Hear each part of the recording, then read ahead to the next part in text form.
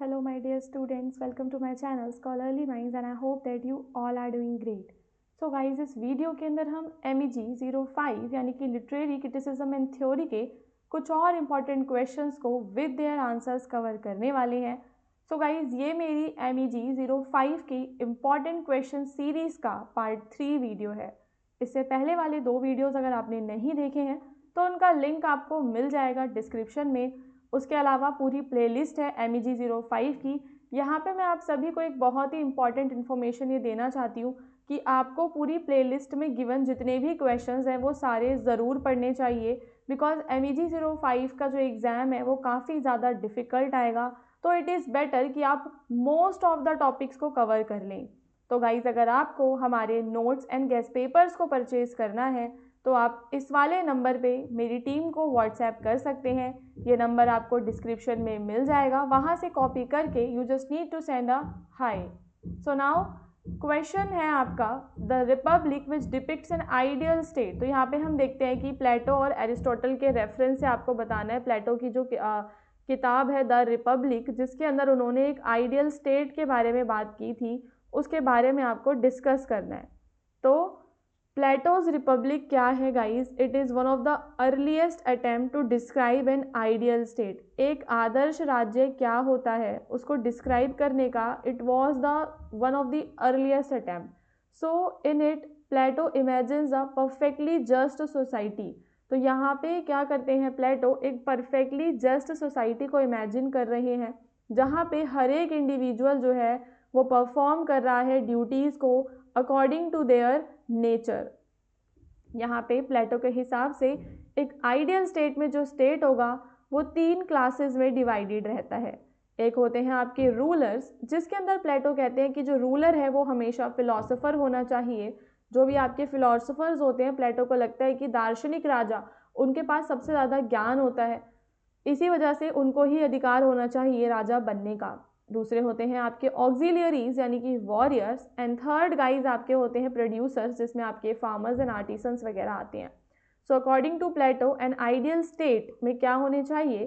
3 classes. Plato emphasise justice, harmony and the pursuit of the common good. यहाँ पे वो कहते हैं कि समाज में न्याय होना चाहिए, लोग एक साथ रहें. उसके अलावा कॉमन गुड की बात हो, यानी कि ऐसी चीज़ें हों जिसमें सबका भला हो. तो however this ideal state remains theoretical and unattainable in reality.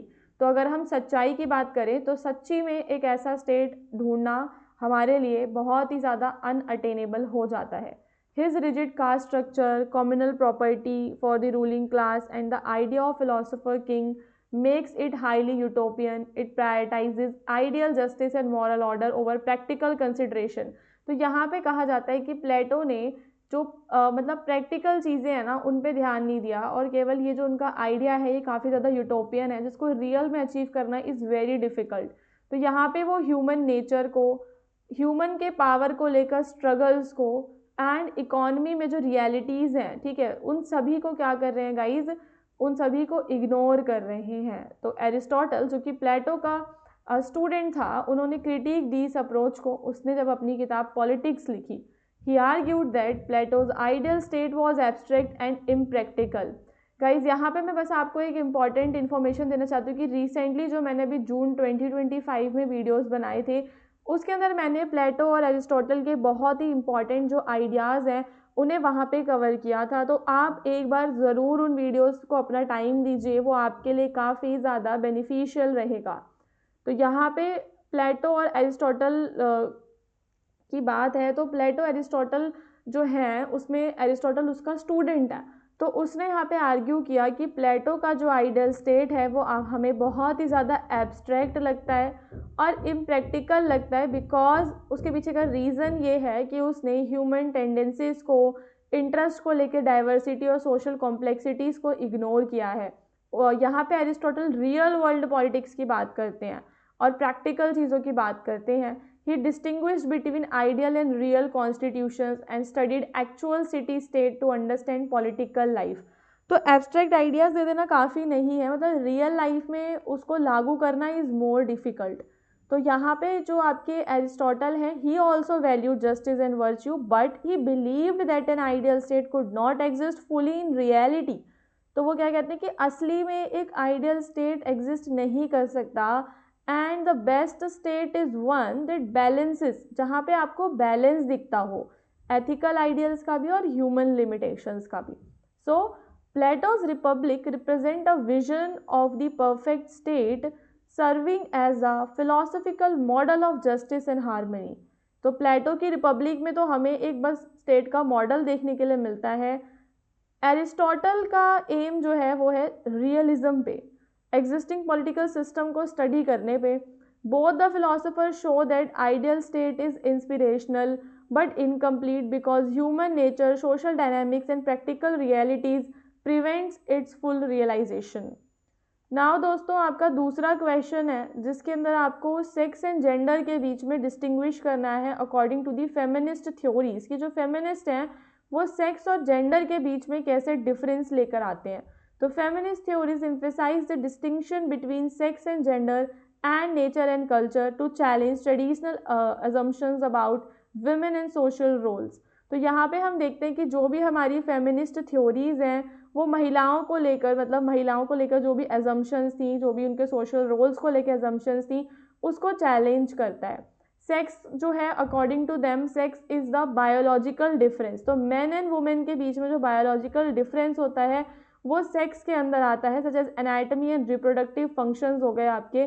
वहीं जेंडर में फेमिनिस्ट हाईलाइट करते हैं कि ये सोशली और कल्चरली आपका बनाया जाता है. जब यहाँ पे उनके बिहेवियर, उनके रोल्स निर्धारित कर दिए जाते हैं, जब मैन एंड वुमेन से समाज अलग अलग एक्सपेक्टेशंस रखने लगता है, उनसे एक सर्टेन टाइप का बिहेवियर एक्सपेक्ट करने लग जाता है, तो that is gender. Now the distinction is important because many inequalities faced by women are not natural but socially created. तो ये डिस्टिंक्शन का क्यों इम्पॉर्टेंट है, क्योंकि यहाँ पे फेमिनिस्ट थ्योरी ये बात करती है कि महिलाओं को आज जो भी असमानताओं का सामना करना पड़ रहा है वो समाज के द्वारा बनाई गई हैं. अगर हम बायोलॉजिकल डिफरेंसेस को देखें तो वो इतने ज़्यादा मतलब वो सोशल एक्सपेक्टेशंस को क्यों लेकर आते हैं. By separating biological differences from social expectations, feminist show that gender roles can be challenge, redefined और ट्रांसफॉर्म. तो जेंडर के हिसाब से जो महिलाओं के कार्य हैं और पुरुषों के कार्य हैं जो बटे हुए हैं उनको वापस से रीडिफाइन किया जा सकता है और उन्हें ट्रांसफॉर्म भी किया जा सकता है. तो traditionally women were associated with nature. Traditionally हम क्या देखते हैं कि महिलाएं नेचर के साथ एसोसिएटेड मानी जाती थी. उनका काम होता था रिप्रोडक्शन, इमोशंस एंड बर्थ देना. वहीं मेन को एसोसिएट किया जाता था कल्चर के साथ. दे नीड टू वर्क, वो पॉलिटिक्स में काम करते थे एंड उनके अंदर रीजनिंग पावर हुआ करती थी. नाउ फेमिनिस्ट थ्योरीज गाइज यहाँ पे आर्ग्यू कर रहे हैं that this distinction is socially constructed, कि ये जो पूरा इनके बीच का डिस्टिंक्शन है ये समाज के द्वारा बनाया गया है और ये ट्रूली सच नहीं है. Culture is shaped by social norms and both man and women participate in its creation. Understanding this help to question stereotypes, redistribute power and create a more egalitarian society. तो यहाँ पे अगर हम इन सारी चीज़ों को समझेंगे तो हम स्टीरियोटाइप्स को क्वेश्चन कर पाएंगे, पावर को रीडिस्ट्रीब्यूट कर पाएंगे और एक इक्वल सोसाइटी, एक जस्ट सोसाइटी का निर्माण होगा. Now in the conclusion you can say that by distinguishing sex and gender and nature and culture, feminist theories reveal that social inequality is not natural. Social inequality natural नहीं होती है. These distinctions are crucial for challenging patriarchy and redefining social roles and promoting gender justice.